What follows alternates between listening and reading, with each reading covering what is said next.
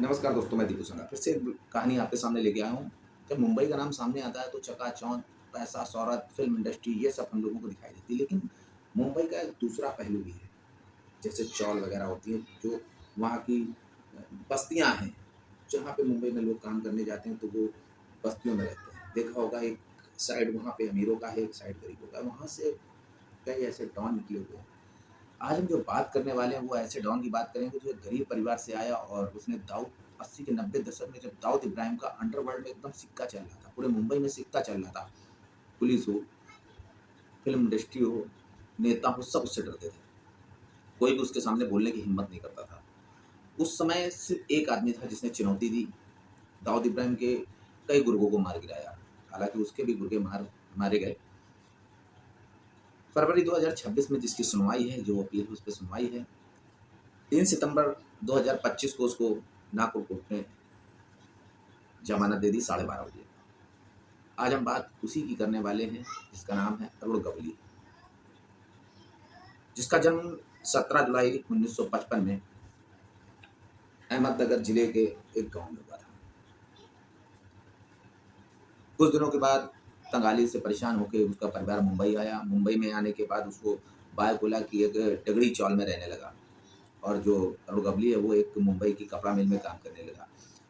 70 के दशक में क्या होता है कि मिलें वहाँ की बंद हो जाती हैं, मुंबई की सारी मिलें बंद हो जाती हैं। जो वहाँ पे काम करने वाले कर्मचारी वगैरह हैं वो बेरोज़गार हो जाते हैं, 2 वक़्त की रोटी के लिए तरस जाते हैं। अब उसी में एक नाम गवली का भी था, जो काफ़ी परेशान हो चुका था, 2 वक़्त की रोटी नहीं मिल रही थी और वहाँ बिल्कुल मिलें बंद हो चुकी हैं तो कुछ खाने के लिए, और क्योंकि जो पहले से ऑलरेडी गरीब था, उसकी ज़िंदगी में ऐसा भूचाल आ जाता है। फिर गवली जो जिस चौल में रहता था वहाँ एक गैंग चलती, वहाँ कई गैंगें चलती थी, तो उस गैंग में एक गैंग में शामिल हो जाता है। उसके बाद ये अपनी खुद की गैंग बना लेता है। वहीं पे इसका आखिरी में जाके कहा गया कि गौरी का वो किला है और इसकी गैंग का नाम था दगड़ी चाल गैंग। 80 से 90 के दशक में जब दाऊद इब्राहिम का बोलबाला चल रहा था, हर जगह से पैसे वसूली, किडनैपिंग, मर्डर्स, कई चीज़ें हो रही थी। उस समय सिर्फ एक नाम जो उससे चुनौती ले रहा था वो था दूसरा, क्योंकि गैंग सबसे बड़ा था वो अरवा गबली का था। तो इन दोनों में सीधे गैंगवार होना शुरू हो गई, वहाँ कत्लेआम मच गया।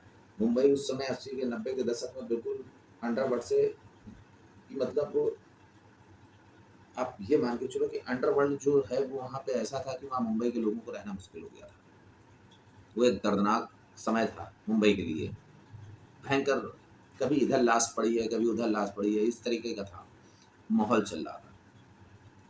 उसी के बीच में 2 एनकाउंटर स्पेशलिस्ट आते हैं, जिनका एक का नाम था दया नायक, दूसरे का नाम था प्रदीप शर्मा। हालाँकि आपने देखा होगा कि दया नायक पे केस भी लगे थे, घूस लेने वगैरह के। तो उस समय जो अंडरवर्ल्ड के लोग थे, उनके गुर्गे थे, वो बहुत डरते थे इन दोनों से। फिर 1990 के दशक में गवली ने क्या किया, राजनीति में एंट्री कर ली।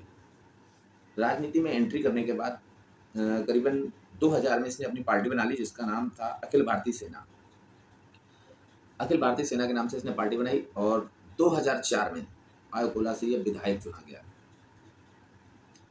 विधायक चुनने के बाद इसकी राजनीति सफर इसका शुरू हो चुका था और 2008 में, जैसे 2008 आता है तो इसका जो है शिवसेना कारपोरेटर कमलाकर जाम संडेकर, इसकी हत्या का आरोप जो है गवली पे आ जाता है। 2012 में अरुण गवली को कोर्ट ने उम्र कैद की सजा सुना दी और इसको जेल भेज दिया जाता है। 3 सितंबर 2025 12:30 पे इसको जमानत मिल जाती है और ये वापस आ जाता है। बायोकोला में काफ़ी जो चौल है वहाँ पे खुशी की लहर आ गई। सभी लोग वहाँ पे खुशहाली मना रहे हैं। अब पूरे मुंबई में ये हलचल है कि अब क्या होगा, क्योंकि 2026 में शायद बीएमसी चुनाव भी हैं। सबका ये मानना है कि अब गवली क्या राजनीति में इंटरफेयर करेगा, लेकिन गवली का कहना है कि नहीं, मुझे जमानत मिल चुकी है, अब मैं अपने परिवार के साथ सुख शांति से रहना चाहता हूँ। देखिए, कहना और करना बहुत अलग-अलग चीज़ें हैं।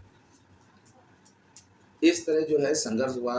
अब इसको संघर्ष क्या कहेंगे, देखो, या तो हम लोग ये मान के चलें कि वो जो गवली है वो जब वहाँ की मिलें बंद हो गई, 2 वक़्त की रोटी का ठिकाना नहीं बचा। हालात ने उसको डॉन बना दिया, क्योंकि उसको गरीबों का मसीहा भी बोला जाता है और पूरे मुंबई में उसको डैडी भी बोलते हैं। आप लोगों ने सुना भी होगा डैडी। तो इस तरीके से जो है वो अंडरवर्ल्ड की दुनिया में आ जाता है। कहानी कैसी लगी आप लोग कमेंट्स करके ज़रूर बताएं। चैनल को लाइक सब्सक्राइब शेयर करना ना, क्योंकि आपका अपना चैनल है और इस तरह की सिंपल छोटी कहानी आपको मिलती रहती है। लेकिन बहुत बहुत धन्यवाद आप लोगों का 68 सब्सक्राइबर के लिए। मिलते हैं अगली किसी नई कहानी में।